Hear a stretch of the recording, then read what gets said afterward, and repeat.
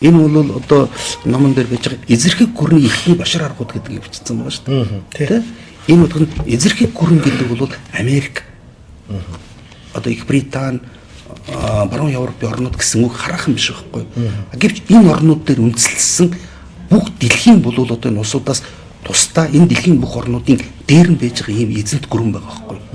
Тэр эзэнт гүрэн болоход зэрэг чинь банк санхүүгийн дэлхийн бол банк санхүүгийн том систем байж байна.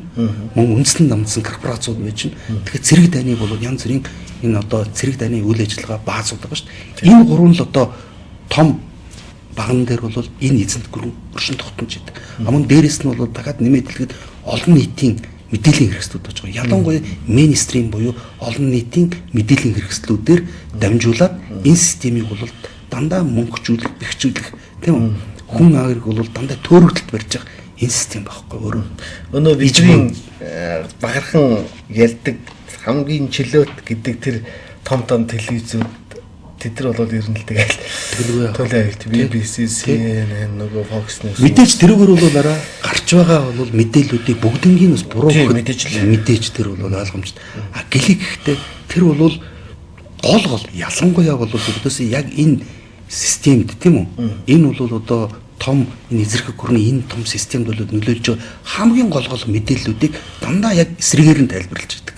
Өнөөдөр хүртэл Occupy гэж яг юу юм бэ гэдгийг бид нар мэдэхгүй шүү. Бүх сувгийг авдаг мөртлөө жишээл одоо монголчууд бүх мэдэхгүй шүү.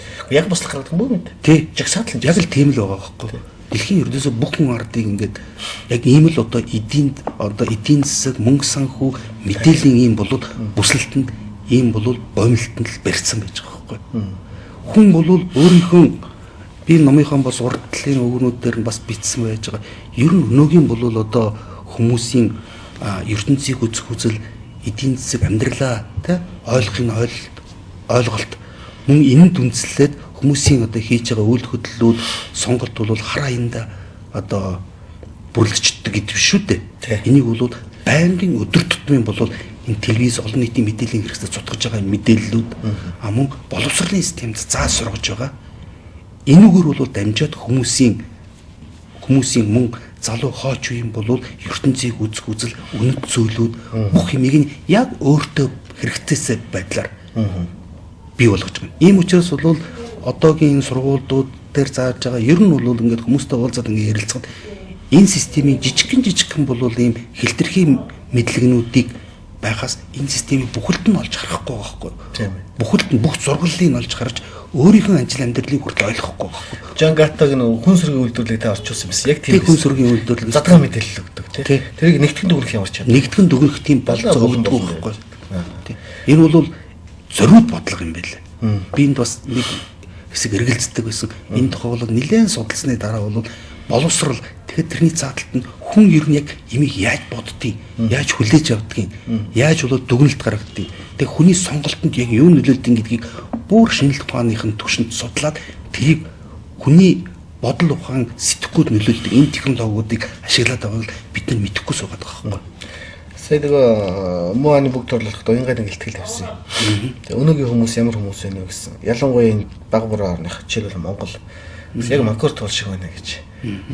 Боолуудыг нөгөө олцлоод үсийг усж хагаад нөгөө дөнгөж алсан хоньны арсаар ороочих нөгөө усан дотгошоо ургаад тэрхийн ингээд битүү хэрэлцгээ тэр амтчээс юу тэр хүмчээс өөрийн мэдлгүй ердөл тийм мал болдго юм байл шүү дээ тий. Дуулууртай мал гэж.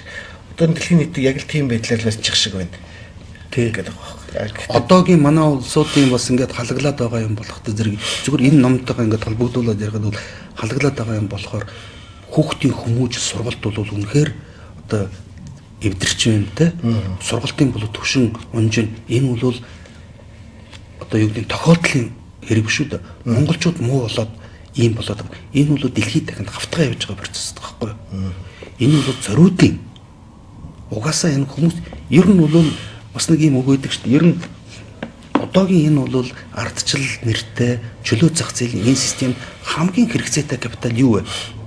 Хамгийн хэрэгцээтэй капитал энэ бол жаахан тэнэгдүү молгод тухайн улсууд байхгүй юу? Яг энэ улсууд дээр л тогтож идэх энэ систем бол угаасаа. Энийг бол том одоо судлаад эрдэмтдүүд бол энэ яг энэ үгээр нь л хэлсэн байгаа шүү дээ.